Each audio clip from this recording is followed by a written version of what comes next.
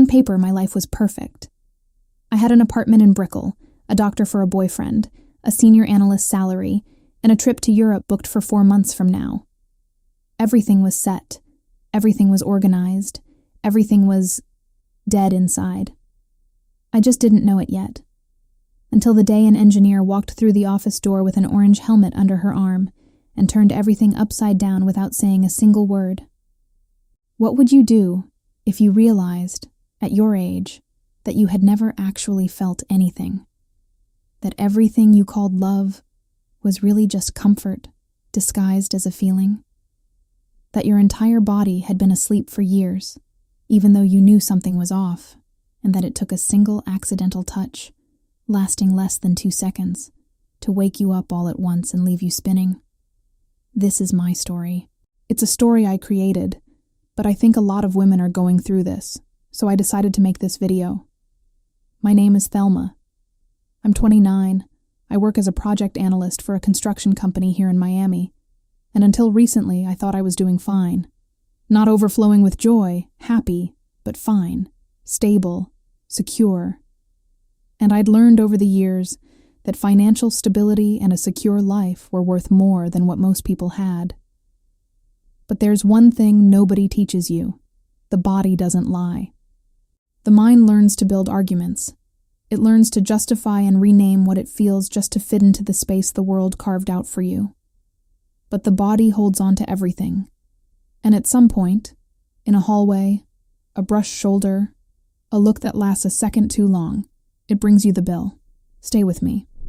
Stay, because if you've ever felt like something was missing, and I don't know how old you are, so if you could tell me and also like and subscribe, I think you're going to recognize every detail of what I'm about to tell you, and it's going to clear up a lot of your doubts. Raphael and I had been together for 2 years and 8 months when Scarlett entered my life. 2 years and 8 months.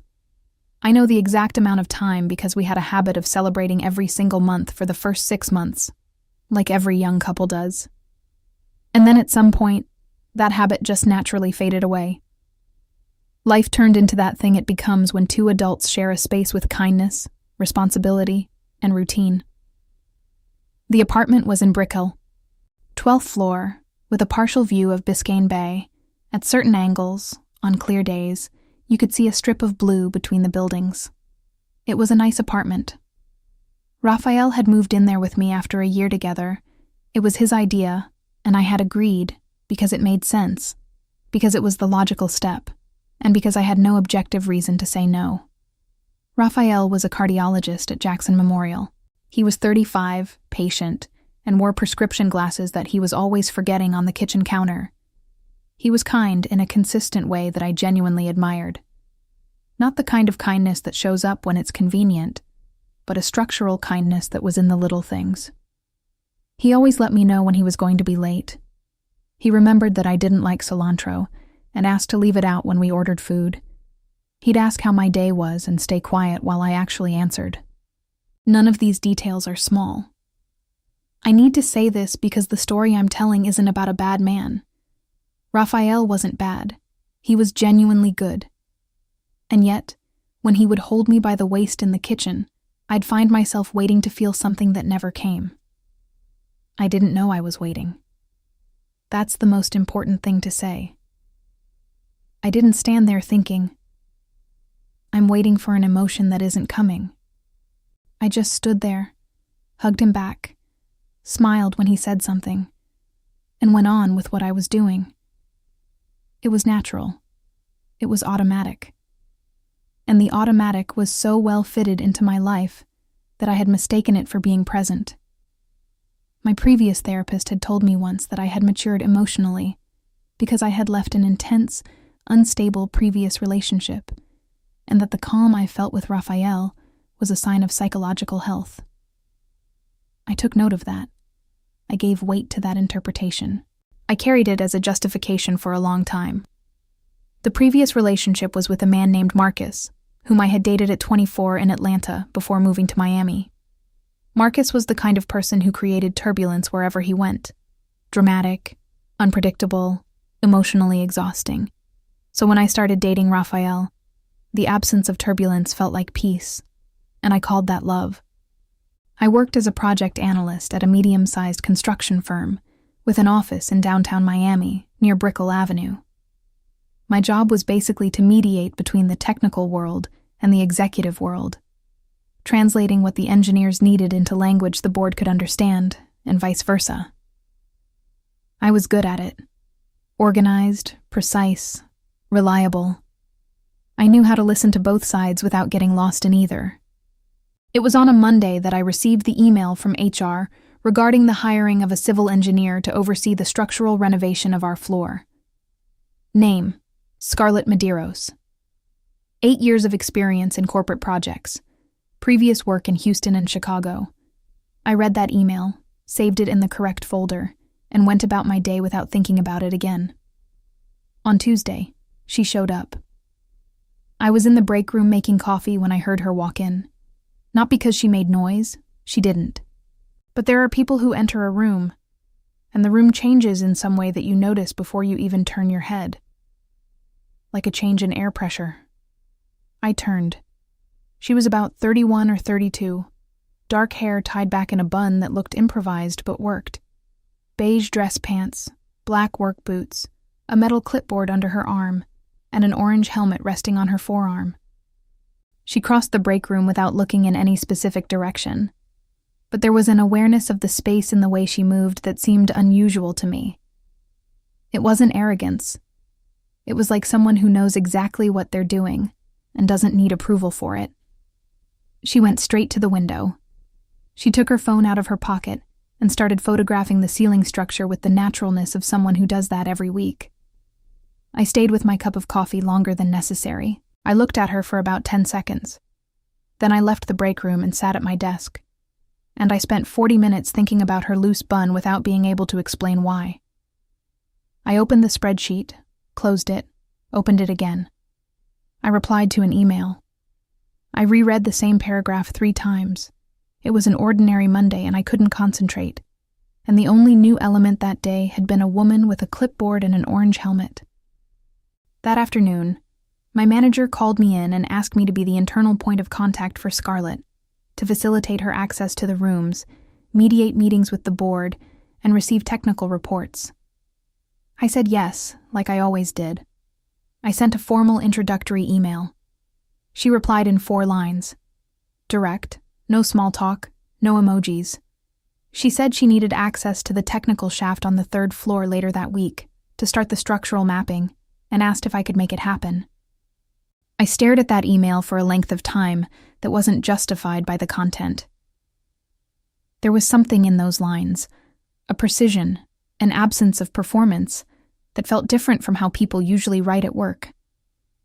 I replied yes, and scheduled the access. On Thursday, I had to take her to the shaft personally, because the janitor had changed the padlock that week, and only I had the new code on file. We met in the elevator, her with the helmet, me with the access badge. We went up in silence, the kind of silence that doesn't ask to be filled. She looked at the elevator panel. I looked straight ahead. The shaft was in a narrow service hallway with cold piping lighting. I typed the code into the electronic lock while she stood beside me, looking at the ceiling, identifying something in the structure that I wasn't trained to see. The door opened, and in that movement, she leaned in slightly to get a better look at something above us. I took a step to make room. Our movements conflicted. Her shoulder brushed mine. It lasted less than a second. She didn't even look away from the ceiling.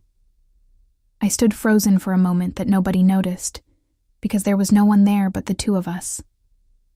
A fraction of a second where something happened inside me before any words could arrive.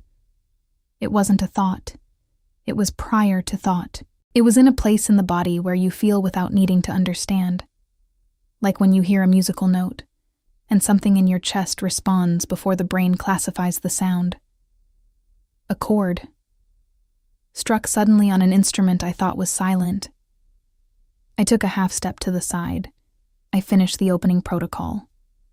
She thanked me without looking at me, and walked into the shaft with her clipboard. I closed the door from the outside and stood in the hallway for a few seconds looking at the gray wall in front of me. That night, Raphael made pasta. We ate while watching the news like we always did, him on the corner of the sofa with his legs stretched out, me on the other side with my plate in my lap. At some point, he put his hand on my leg, like he always did, without a second thought, just a gesture of presence, of habit, and I covered his hand with mine like I always did. And it stayed there, his hand under mine, while I stared at the screen, seeing nothing. I was trying to identify what I had felt in that hallway. Not the name. I hadn't even come close to naming it yet. Just the texture, the contrast. The difference between the familiar weight of Raphael's hand under mine, which I knew so well I had stopped feeling it, and that brush of a shoulder in the hallway that had lasted less than a second, and that I could still locate on my left arm as if it had happened 10 minutes ago. Why did a gesture I knew by heart tell me nothing, while an accident that lasted less than a second was still vibrating? I didn't answer. I switched off the thought. I went to wash the dishes, but that night it took me a long time to fall asleep. And when I finally did, it wasn't the deep sleep of previous nights. In the following days, Scarlett became a presence in the office that I started to register in ways I hadn't authorized. I noticed when she arrived, always a little after 9. I noticed her step in the hallway before seeing who it was, because there was a rhythm to those steps that I had somehow memorized. I noticed when she was on the phone in the open area, that low, precise voice that didn't rise in pitch even when the subject was urgent. I noticed when she disagreed in a meeting, not with aggression, but with a clarity that cut through the air in the room like something sharp. I told myself it was professional observation, that I was learning from her work style. I built very reasonable arguments to justify every instance where my eyes drifted toward her without asking permission. In the second week of construction, we had our first formal meeting, just the two of us. I needed to give her the full briefing of the board's demands so she could set the schedule. Glass meeting room, her with the clipboard, me with the laptop, a bottle of water between us. I started talking.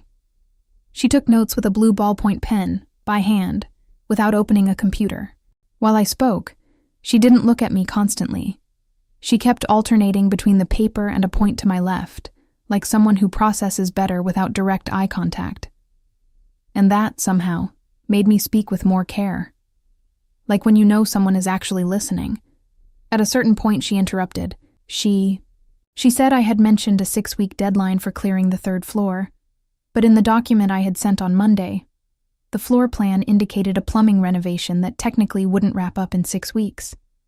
She asked if I had more context on that discrepancy. I paused. I had read that document. I had noticed the discrepancy, but I had assumed the board knew what they were doing and hadn't questioned it. You read everything, I said, more to myself than to her. I always do, she replied, without taking her eyes off the paper, said as a fact, not as a compliment to herself. There was something in that sentence that stayed with me. It wasn't about the document. It was about what the sentence revealed, that she took other people's work as seriously as her own. In an environment where half the people replied to emails without opening the attachment, this was unusual enough to affect me. We left the meeting at lunchtime. She asked if I knew a place nearby that wasn't fast food. She said fast food made her tired, too much noise and nothing truly good. I said yes. We went together. The restaurant was Cuban, small, on a side street with a sidewalk shaded by a row of palm trees. We grabbed the menu, ordered, and sat at a table for 2 near the window. For the first few minutes, we talked about work. Then the subject drifted away from work in a way that didn't have an exact moment where it happened. Like when you're inside the house and realize it's turned to night without having noticed the transition of light. I found out she was from Tampa, that she had lived in 4 cities in 8 years by choice. She said each city teaches you something different about how people solve problems, and that engineering was exactly that. Solving problems according to the context. That she didn't have pets because she thought it was unfair given how much she traveled, that she listened to the radio, because her father had been a radio host in Tampa, and she had grown up with announcers' voices in the background like ambient music. That detail about the radio stayed with me. There was something very concrete about it. A childhood, a father, a house with the sound of voices in the background. It was the kind of detail people only tell when they are actually talking, not performing conversation. I told her I was from Orlando, that I had come to Miami because that's where the opportunities were, not necessarily where I wanted to be. I said that without thinking much, and only realized the weight of the sentence after I had said it. "And where did you want to be?" she asked. No irony. Not the tone of someone asking a rhetorical question. She really wanted to know, and there was an attentiveness in the way she asked that I wasn't prepared to receive at that Tuesday lunch in a Cuban restaurant in Miami. I took a long pause. "I don't know," I said. I don't think I ever stopped to actually ask myself that. She looked at me for a second. Not with pity, not with judgment. With that direct attention of hers that didn't flinch. "Honest," she said, and went back to her plate. One word, said in passing, while she poked a piece of fried plantain, and I spent the rest of that lunch feeling that something had been recognized. Not complimented, not analyzed. Recognized. As if she had seen a real detail of me and confirmed it was there. We went back to the office. The afternoon passed, and on the bus ride home, I stared at the reflection in the dark window and thought about that word. Honest. She had said it with the same naturalness as someone passing the salt, but it had landed on me with a weight I didn't expect. Why had that mattered so much? I started having lunches with her with a regularity that settled in without any formal agreement. At noon, one of us would stop by the other's desk, and there was an implicit gesture that became a ritual. We'd go, eat, come back. Sometimes we talked a lot. Sometimes we stayed in considerable silence, and it wasn't uncomfortable. That was another detail I processed without naming. Silence with her cost me nothing. With most people, silence requires management. You keep monitoring if it's awkward, if you should say something. With her, I simply stayed in silence. And it was good. Raphael noticed I was distracted. One night he asked if I was okay. I said I was, that it was work, that there was a new project demanding more attention. He accepted it. He told me to let him know if I needed anything and went to sleep. I sat on the bed with my phone in my hand for a while. I went to the search bar and typed, "Why some people affect us more than others from the first contact." I read 3 articles, one about brain chemistry and dopamine, one about mirroring and psychological identification, one about the concept of soulmates that I discarded by the second paragraph. None came close to what I was feeling, not because they were wrong, but because none were actually talking about me. I closed my phone, turned off the light, lay down looking at the dark ceiling. And the question that remained, not dramatic, not in a crisis, but quiet and insistent like a dripping faucet, was, what exactly is happening to me? One Friday, I stayed late to finish a report the board had requested for first thing the next morning. The office emptied out gradually. The silence moved in. I was at my spot with 2 monitors open when I heard footsteps. Those footsteps, and raised my eyes. Scarlett appeared at my office door with her jacket already on her arm, her helmet hanging from her backpack, clearly leaving. She saw me. She stopped. "Still here?" "Urgent report," I said. "You?" "I did some measurements in the basement after everyone left. Less movement, I can work better." She leaned against the door frame. "Finishing up tonight?" "I have to." She stood for a second looking at me. "Are you taking the bus?" "Yes." "Me too. I can wait." And she waited. She sat in the visitor's chair in my office, opened her phone, and stayed in silence while I finished. She didn't rush me, didn't keep staring at me, Didn't do that take your time performance that people sometimes do when they're actually having a problem with it. She simply stayed there, present, quiet. At 8:20, I closed the file, saved it, and sent it. I got up and grabbed my bag. We left together, went down in the elevator, crossed the lobby, walked out into the hot Miami night air. Brickell at night has a specific energy. The movement of people who went to work and now want to forget they worked. The heat that doesn't go away even after the sun sets. We walked to the bus stop talking about things I no longer exactly remember, and I noticed, slowly, that I was good. Not well behaved, not holding it together well. Truly good. Present. Light. At the stop, her bus arrived first. "Monday," she said. "Monday," I replied. She got in. The bus doors closed, and I stood at the stop feeling that heat in my chest again. Quiet, but insistent, like an ember that won't go out. I got home. Raphael was on the sofa. He kissed me on the cheek. I went to take a shower. I stayed under the hot water for much longer than usual, with my head slightly tilted, eyes closed. And for the first time since everything had started, I let the question truly land. Why is it that when I'm with her, I feel more like myself than anywhere else? I didn't answer. The water turned cold. I got out of the shower, but the question didn't go away. There was one night that divided my life into a before and after. It was a Thursday. The board had received a last-minute request from one of the investors, a full presentation on the progress of the work with revised projections, to be delivered digitally by Friday morning.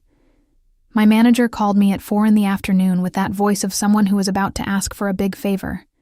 He said he knew it was a lot to ask, but asked if I could stay with Scarlett that night and finish everything. I could. I said yes. I texted Raphael that I was staying late because of an urgent project. He replied that it was fine, to take care of myself, with a small heart at the end. I looked at that heart for a second. I put the phone on the table. Everyone left. The office was left with just the two of us and the automatic lighting that dimmed by 7:30. We stayed in the meeting room, her with the blueprints and the technical report, me with the laptop formatting the presentation. 2 coffees that started hot. For 2 hours we worked in parallel with few words, only what was necessary. Does this number match what you have here? Yes, but add the technical disclaimer. What font are you using for this graph? Clean, functional communication, no noise. And there was something in that shared silence that was different from the solitary silence of normal work. It was a silence of 2 people on the same project, each doing their part, and the sum of it working. At 9 p.m, the structure of the presentation was finished. The tension of the deadline had dropped enough to breathe. I got up to get water, she got up with me, and we stood for a second by the window overlooking the Miami skyline below, the city lights reflecting on Biscayne Bay, the dark, quiet water outside. "Have you always been into math and science?" she asked, looking at the window. Not at me. At the window. As if the question were for herself too. "No," I said. "I wanted to major in literature." She turned her head. "Why didn't you?" "My father thought it wasn't practical, that I wouldn't be able to get a job. And I was 18 and still agreed with a lot of things I don't agree with anymore." She kept looking at me. "Do you like what you do?" The question fell with a weight that wasn't in her tone. It was in me. Because I had answered that question dozens of times, and had always produced the same calibrated response. "I do. It's challenging. I learn a lot." Interview answer. The answer of someone who learned that this is the expected answer. But now, with the office empty around us, with her looking at me with that attention that wouldn't accept less than the truth, I paused. "I'm good at what I do," I said. She waited. "I don't know if it's the same thing," I completed. She nodded slowly. "Once. It isn't. she said, and went back to the table. 2 minutes of conversation. But I stayed with that exchange in my head for the rest of the night, as if she had touched something that had been quiet for a long time. Because she hadn't said, "You should rethink your career," or "You seem dissatisfied." She had simply confirmed, without judgment and without drama, that competence and belonging are different things. And there was something powerful in having that said with such simplicity by someone who had clearly made that distinction in herself a long time ago. At 10, the presentation was ready. I saved it, sent it to the manager, and closed the laptop. She folded the last blueprint and put everything in her backpack. We stood for a second in silence in the middle of the meeting room with the dimmed lights. "Thanks for staying," I said. "It was necessary." She said this looking at me, not at the laptop. At me. And there was an attentiveness in her gaze that I had noticed before, but that night, with the empty office and the exhaustion that lowers your defenses, it hit a place I hadn't authorized it to hit. It wasn't desire yet. Or it was desire, and I didn't know the name yet. It was a want to stay close, a feeling that the air in the room was different when she was in it. We grabbed our things, went down, stepped out into the hot night air. On the sidewalk, before saying goodbye, she stopped. She looked at me in a way that was different from the usual. Not the technical attention, not the neutral presence of work. There was something more personal in that look. "You know you're holding something back, right?" she said. It wasn't a question. I froze. "What do you mean?" "I don't know what it is." She said that without hesitation, without melodrama. "But the way you talk, it seems like there's a bigger version of you that doesn't have space to exist yet." I had no answer for that. She gave a half smile, brief without irony, said goodnight, and headed toward the bus stop. I stood frozen on the sidewalk. Cars passed on Brickell Avenue. A group of people came out of a nearby bar laughing at something. The air smelled of salt and the rain coming from the ocean. And I was standing on that piece of sidewalk, feeling that those words had touched something I had buried so deep I had forgotten the address. A bigger version of you that doesn't have space to exist. On the bus, I didn't open my phone. I sat with my bag in my lap, staring at nothing. The stops passed. People got on and off. I was in the middle of that flow, completely motionless inside. I got home. Raphael was sleeping. I lay down carefully in the dark beside him. He was breathing slowly. That deep, regular breathing of someone with nothing weighing them down. There was a peace in that room. A real peace. But I was wide awake. Not from anxiety. From something different. As if a light switch had been flipped in some room of me that had been without light for a long time, and the light wouldn't let me sleep, not because it was bad, but because it was new, and it shone brighter than I was used to. And the last thing I thought, before sleep finally came, was, why does my heart flutter when she talks to me? I tried to get back to normal. I need to say that before anything else. It wasn't a split-second decision. It was an entire week of making a conscious effort. I woke up on Monday after that night and decided, with the same discipline I applied to any tough project, that what I was feeling was temporary, that I'd worked late, that exhaustion makes you emotionally vulnerable, and that anyone who says exactly the right thing about you when you're worn out is going to seem way more important than they actually are. It was basic psychology. It made sense. The plan was simple.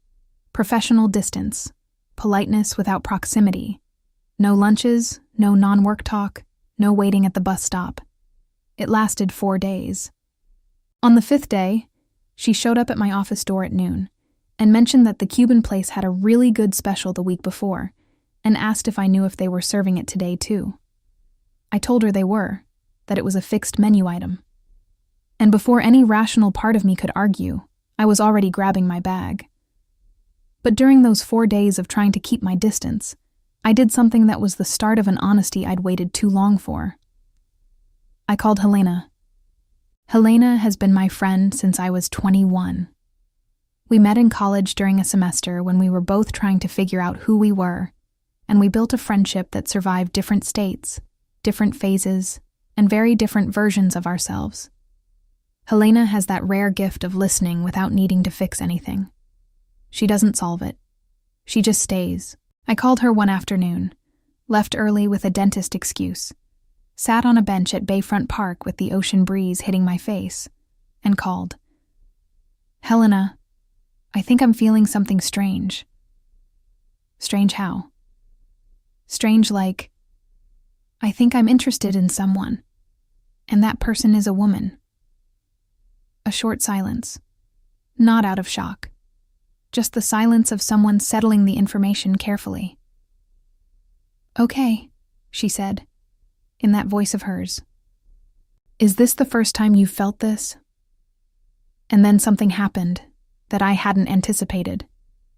The question pulled a thread, and the thread pulled other things with it. I remembered Priya. She was in my class in Orlando, long dark hair, calm and intelligent. I'd felt an admiration for her that lasted way too long, that would come back when I least expected it. I'd called it inspiration. I'd buried it. I remembered Christine. Raphael had introduced us at a party for hospital colleagues. A surgeon, direct, funny. I'd spent weeks thinking about her after that encounter, in a way that didn't match just meeting someone once at a party. I'd called it professional envy. I'd buried it. I remembered other moments, other women, other instances where I'd felt something, and immediately built an explanation that wasn't the real one. It's not the first time, I told Helena. My voice came out slower than usual. I think I just never let it get close enough to have to look it in the eye. Helena was quiet for a while. Not the silence of not knowing what to say, the silence of respecting the weight of what had just been said. How are you feeling right now? She asked. I thought about it. I really thought about it. Scared, I said, and more awake than I've felt in a long time. Stay with what you're feeling, she said. You don't have to solve it today. I left the park with something that was both uncomfortable and necessary. Like when you finally go to the doctor for a symptom you've been ignoring for months. The diagnosis is scary, but the relief of having a name for what you're feeling is bigger than the scare. In the following days, I tried to look at Raphael with honesty, not looking for a flaw, because there was no flaw, looking for feeling, looking for any shadow of that heat. He'd come home and hug me, and I'd wait, inside that hug, for something to wake up. Nothing woke up. And the difference between before and now was that before, I wasn't waiting. Before, the nothing was natural. It was invisible. It was the texture of life. Now, I'd felt something else, and the contrast had made the nothing impossible to ignore. One afternoon at work, Scarlett and I were in the meeting room reviewing a contract amendment. I'd pointed out a date inconsistency. She'd pulled up the original document to confirm, and we both leaned over the table at the same time to look at the same line. For a second, our faces were close. She looked at me from the side. I didn't look away. And she noticed. I knew she noticed because there was a pause. Small, real, like someone who realized something and is processing it, before she went back to the document. Neither of us said anything. But something had been said anyway, in a language that doesn't use words. That night, I couldn't sleep.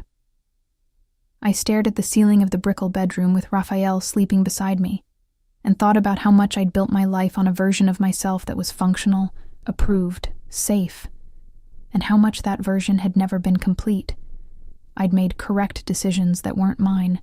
I'd chosen paths that made sense to everyone else and left me feeling slightly numb inside. I'd called that numbness peace. At 3 a.m, I got up. I went to the kitchen.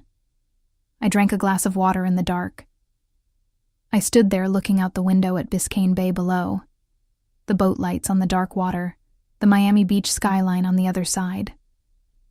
And I asked the question I'd been avoiding since the very beginning. If I could choose, without fear, without consequences, without anyone's judgment, who would I be? The answer didn't come in words. It came as a feeling, like when you finally admit you're hungry after hours of denial. It's not a dramatic revelation. It's just acknowledging something that was there all along. I went back to bed. I lay down. The following week, I talked to Raphael. That was the hardest conversation of my life. Not because he yelled or because he hurt me. It was hard because he didn't do any of that. When I finished talking, without mentioning Scarlett, just saying I'd realized I was in the wrong place, that there was a part of me I'd ignored for too long and couldn't ignore anymore, he was silent for a long time. Then he said, "I realized you were somewhere I couldn't reach. I just didn't know where." And that broke me in a way that no explosion could have. Because it meant he'd felt it. He'd felt my absence, the version of me that was never fully there. And he'd kept going anyway. We split up without bitterness and with a lot of pain. Because pain and bitterness are different things, and confusing the two is a mistake we make often. I moved into Helena's for a few weeks, a small apartment in Wynwood. I went back to therapy. I called my mom and had a conversation I'd waited way too many years for. About who I was, about what I'd held back, about what I wanted to be different. My mom was silent for a long time too. Then she said she just wanted me to be happy, and that she hadn't realized what she thought was happiness for me might not be it. It wasn't perfect, but it was real. And real, I was learning, is worth more than perfect.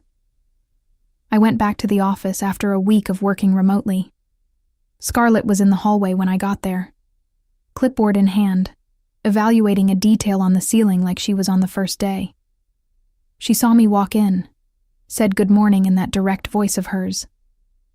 "Good morning," I said.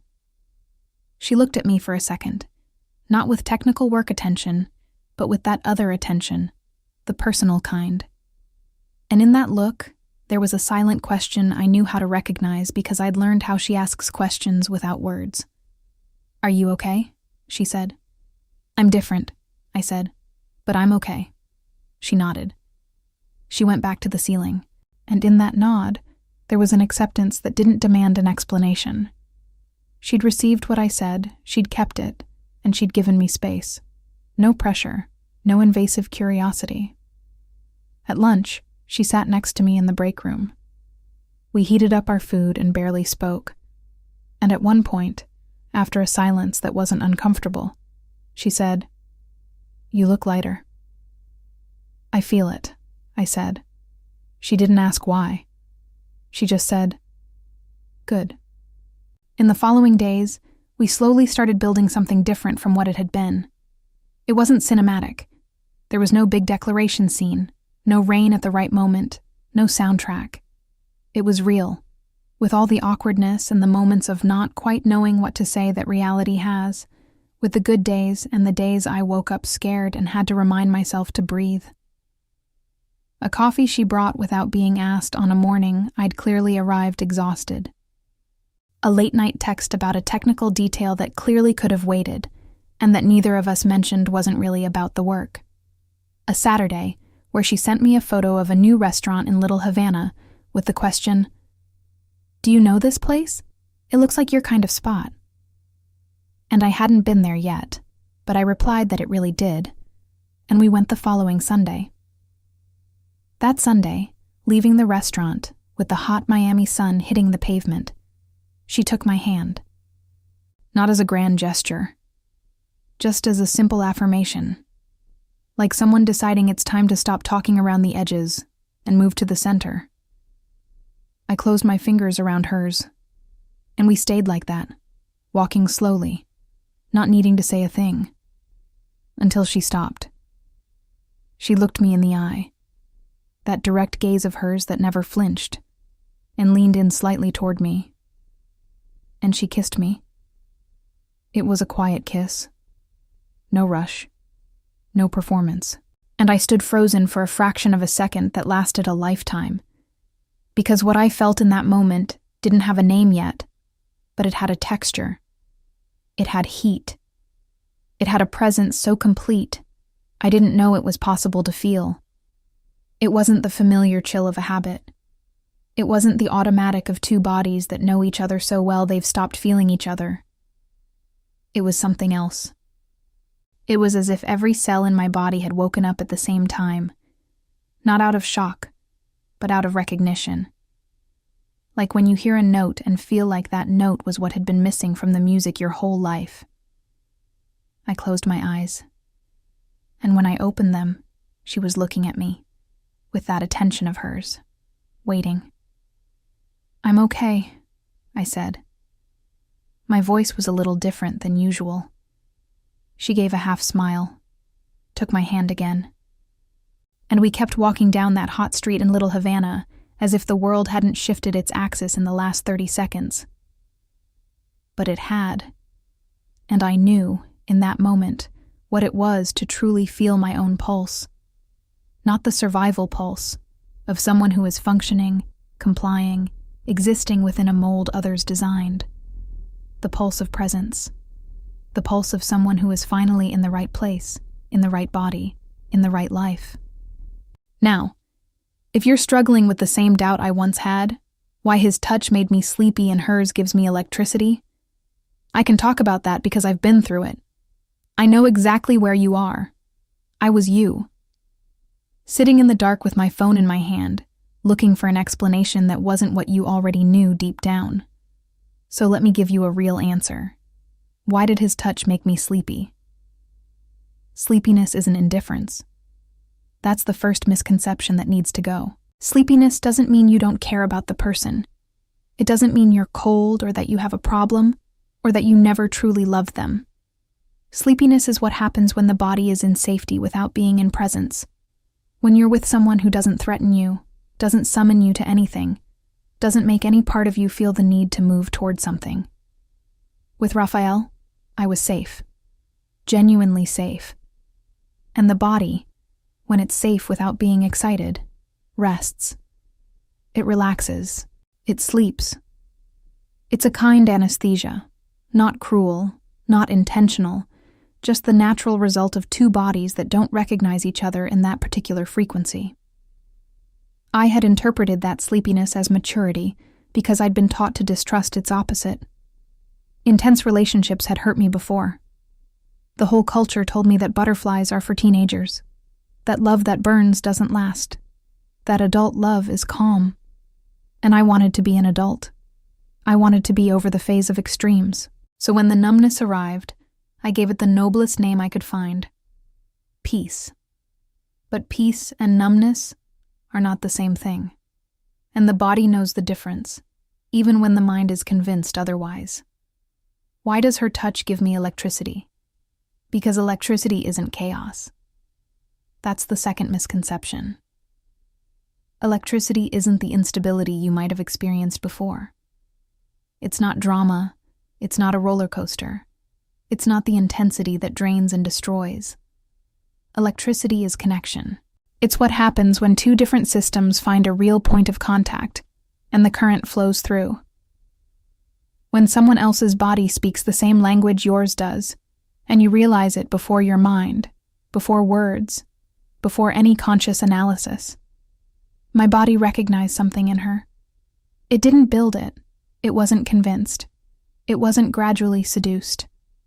It recognized it from the very first contact, with that pre-rational certainty the body has when it finds something true.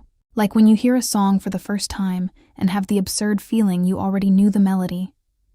Like when you arrive at a place you've never been and feel like you've come home.